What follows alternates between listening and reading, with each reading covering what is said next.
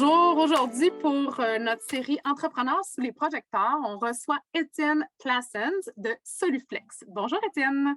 Oui, allô Catherine. Donc aujourd'hui, j'aimerais que tu nous expliques qui tu es un peu, ton parcours et bien entendu, c'est quoi la compagnie Soluflex, qu'est-ce que vous faites? Parfait. Ben écoute, moi, j'ai fondé Soluflex en 2008. C'est une firme en stratégie RH. On travaille avec des dirigeants d'entreprises, principalement des PME, pour aider ces entreprises-là et principalement les dirigeants à instaurer les meilleures pratiques de gestion des ressources humaines. Souvent, ce que j'explique, c'est que la stratégie RH, ben, comme dans toute stratégie, que ce soit sportif ou dans n'importe quel jeu de stratégie, ben, il y a une offensive et puis il y a une défensive. L'offensive en ressources humaines, c'est tout ce qui touche l'attraction de candidats, faire en sorte qu'on ait une belle marque employeur, qu'on fasse vivre une belle expérience à nos candidats quand ils viennent appliquer chez nous. Et puis, tout le volet d'accueil, d'intégration aussi, ça fait partie, selon nous, là, de l'offensive. Puis la défensive, pour une entreprise en RH, ben, c'est évidemment de retenir nos employés, faire en sorte qu'ils soient mobilisés, qu'on ait des bonnes stratégies de rémunération, qu'on ait des bonnes stratégies pour faire évoluer nos gens qui ont des hauts potentiels. Euh, il y a tout un aspect de cohérence aussi, tu sais, walk the talk là, dans une entreprise. C'est bien beau d'avoir des valeurs, mais il faut que ces valeurs-là soient bien intégrées dans nos pratiques de gestion. Donc, c'est ce qu'on va venir faire pour aider nos entreprises. Puis, je me dis toujours, tu sais, qu'une entreprise qui est très fort à l'attaque, mais qui n'est pas bon en défensive, ben, le problème, c'est qu'on va avoir beaucoup de roulements, puis on va perdre nos employés. Ça va toujours être recommencé. Puis à l'inverse, quand on a une bonne défensive, puis qu'on a une mauvaise attaque, ben, le problème, c'est que là, on va attirer le mauvais monde, puis on va le retenir longtemps. Fait que c'est Ouais. pas mieux pour une entreprise, au contraire. Donc, nous, on va venir supporter les organisations à ce niveau-là. Puis, tu sais, d'où je viens, moi, j'ai fondé Soluflex parce que j'ai été élevé par un entrepreneur. Puis mon père, c'est un entrepreneur. Ils ont développé une des plus grandes entreprises de production de bœuf au Québec. Puis quand j'étais plus jeune, ben, je ne l'ai pas vu beaucoup, mon père. Il était tout le temps parti. Puis c'est un peu le quotidien de la majorité des dirigeants de PME du Québec. On n'a pas de temps, on mène des vies de fous. Puis je sais très bien que quand on a une bonne stratégie RH, quand on est entouré des bonnes personnes, ben, on peut mieux déléguer, puis on peut avoir confiance en eux, ce qui fait qu'on a plus de temps. Puis moi, je pense qu'il y a moyen, avec une bonne stratégie RH, d'avoir une entreprise qui a du succès, mais aussi d'avoir une belle qualité de vie comme entrepreneur. Mm. Donc, je dis toujours à ma gang, en réalité, ce qu'on fait, là, c'est pas des RH, ce qu'on fait, c'est qu'on aide des petits gars et des petites filles à voir leurs parents plus souvent. Mm. On aide des dirigeants d'entreprise à être plus heureux puis avoir une meilleure culture d'entreprise, ce qui fait que ça a un impact positif sur tous les employés. Fait qu'on a quand même un impact sur des centaines et des centaines de personnes là, à chaque fois qu'on va intervenir dans des entreprises. Fait que c'est ça qui est le fun dans ce qu'on Oh, fait. j'adore ta vision et ta mission par rapport à d'aider des petits gars et des petites filles à voir leurs parents plus souvent. C'est wow! Tu sais, c'est tellement concret, tu as raison, puis c'est une belle mission que vous venez. Puis tu as raison, tu sais, je pense que dans tout ce qui est RH, souvent, tu sais, les départements RH nous disent tout le temps on est les mal-aimés, puis tout ça, mais je dis au contraire, si vous amenez votre façon de voir les choses autrement, puis tu l'as amené d'une belle façon, je pense que les gestionnaires d'RH qui écoutent la vidéo, retenez la solution de Solflex. Absolument. Ben oui, c'est ça. Tu sais, notre discours, on l'a développé avec les années en côtoyant des dirigeants d'entreprise. Donc, on sait quoi dire, on sait quoi faire pour convaincre ces gens-là d'investir dans leur RH. Mm. C'est sûr qu'aujourd'hui, avec la pénurie, avec la flambée des salaires, avec tout ce qu'on vit, il y a plus d'ouverture de la part des dirigeants. Ça, c'est ce qui est positif. Mm. Donc, le message passe mieux. Puis oui, effectivement, je pense que c'est primordial et prioritaire de miser sur ses RH en ce moment. Mm. Ouais. Quand tu as parti Soluflex, est-ce que tu avais un objectif? Tu t'es dit, c'est ça que je veux faire? Tantôt, tu as parlé de ton parcours de fils d'entrepreneur, mais est-ce qu'il y a une raison pourquoi tu t'es lancé avec cette compagnie-là? Puis, ça serait quoi ton objectif ultime?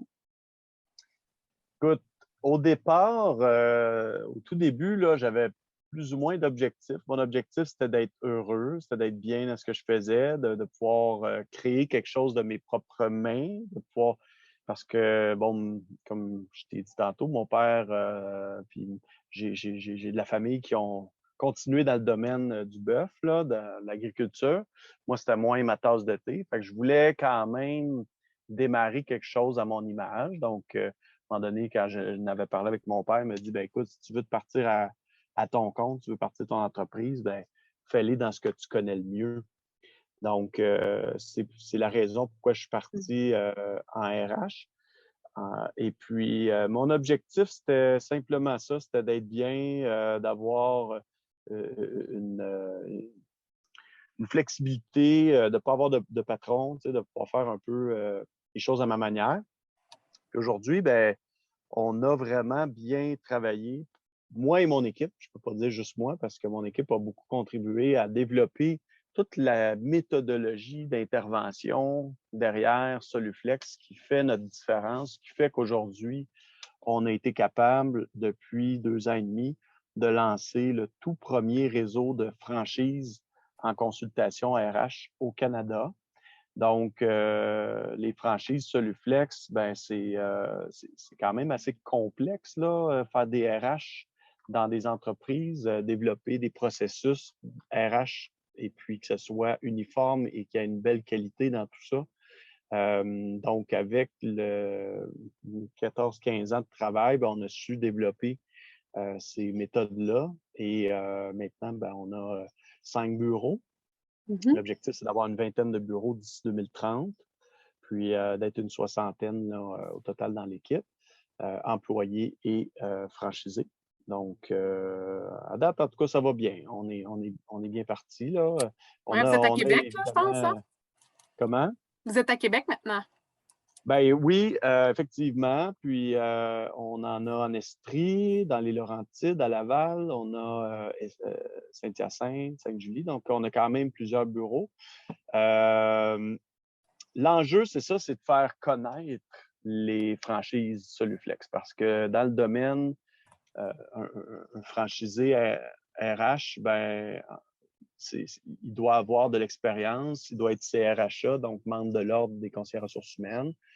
Il doit avoir un bon background, puis il doit avoir aussi un profil entrepreneur. Donc, le bassin se rapetisse à chaque critère, là. Ouais. Puis, les gens ne savent pas que ça existe. Donc, quelqu'un qui veut se lancer en affaires, en RH, aujourd'hui, ben, notre rôle à nous autres, notre travail, c'est de faire connaître l'existence des franchises, puis les avantages qui viennent avec. Donc, c'est quand même assez costaud comme exercice. Ouais. Défi. Mais nous, on est un réseau franchisé, puis je te dirais qu'avant d'acheter la franchise dans la grande région de Montréal, on ne connaissait pas ça, ni mon associé et moi, puis c'est dans 85 pays. Puis je te dirais qu'il y a 18 000 entreprises qui sont coachées à chaque semaine. Donc, pour nous, on ne connaissait pas ça parce que c'est du B2B. Comme même chose que toi, c'est de dire, OK, il faut que tu t'adresses à ton marketing d'une façon aussi peut-être différente que là, tu travaillais dans les entreprises avec des directeurs RH. Là, ça va être une autre méthode. Fait que c'est une autre approche complètement. Mais c'est un beau défi. C'est un beau défi devant toi. Absolument, oui. J'aimerais savoir justement, là, tu as une tribune avec qui tu peux t'adresser. Ça serait qui tes meilleurs clients? Parce que oui, tu as différentes clientèles, tu as des clientèles en entreprise, puis là, tu parles de OK, j'aimerais ça trouver peut-être des potentiels acheteurs de franchise. Pour toi, ça serait qui le meilleur candidat potentiel? Là, pour acheter une franchise ou Ouais. pour travailler avec Soluflex, tu veux dire, c'est C'est vraiment comme pour tu acheter veux. une franchise? Non, c'est comme tu veux. Je te dirais que c'était deux. Je vois que tu as deux clientèles cibles que C'est tu ça. recherches, deux types de. Ouais. Oui, c'est deux entreprises différentes avec des modèles d'affaires différents, donc le client n'est pas le même, effectivement. Mhm. Notre client, le franchisé, là, parfait, c'est justement une personne qui a un bon background en RH, un bon 10 ans, là, 8 à 10 ans minimum d'expérience, dont quelques années comme directeur RH ou VP RH. Quelqu'un qui a un profil entrepreneurial, donc dans les chaînes de couleurs de personnalité, là, les rouges, jaunes, vert, bleu, là. Ouais. L'idéal, là, c'est des gens qui ont du rouge puis du jaune. On a des franchisés qui ne sont pas dans ces chaînes de couleurs-là complètement, mais c'est pas grave, ça fonctionne bien pareil. Mais ça prend quelqu'un qui a de l'entrepreneurship, donc qui veut qui veut se lancer en affaires, mais pas être travailleur autonome. On veut des gens qui visent à bâtir une équipe, avoir une entreprise de consultation RH, donc la plus importante entreprise de consultation RH dans leur région. Les gens qui sont interdépendants, donc les gens qui sont indépendants, autonomes, mais pas trop. C'est quelqu'un qui Non, est ils ont trop besoin d'un indépendant, support. Ouais, qui veut tout faire à sa façon, ben, ça risque de clasher avec le modèle. tout à fait. Versus, puis ça nous prend aussi quelqu'un qui aime ça être en équipe, qui aime ça travailler avec des gens, qui aime ça travailler avec, donc, mais qui ne soit pas non plus trop dépendant. Parce qu'il est trop dépendant, ils ne sont pas capables d'être autonomes. T'sais. Fait que ça prend le mix entre les deux, là. Mm. Quelqu'un qui veut être indépendant, autonome, mais qui aime ça travailler en équipe. Ça, Parfait. le fait. C'est très clair. Mais ouais, je comprends très bien. Hein. On est de cette trempe-là là, dans mon Oui, équipe. OK. J'aimerais ça aussi savoir, tu sais, il y a eu une pandémie, hein? On le sait tous, puis là, on est post-pandémie. Puis là, toi, tu es en RH, fait que oui, il y a la pénurie de main-d'œuvre qu'on entend, faut se renouveler. Puis j'ai adoré là, ton analogie dans tout de sport, ça m'a vraiment parlé, tu sais, avoir une attaque puis une défensive, c'était très clair. Euh, Qu'est-ce que toi, tu as fait de différent avec ton équipe, bien entendu, pendant la pandémie et que vous faites aujourd'hui encore? Puis vous dites, ah, ça, on n'a eu pas le choix de se réinventer, mais force est d'admettre que c'était une bonne affaire parce que ça nous a permis de faire ci, ça de plus.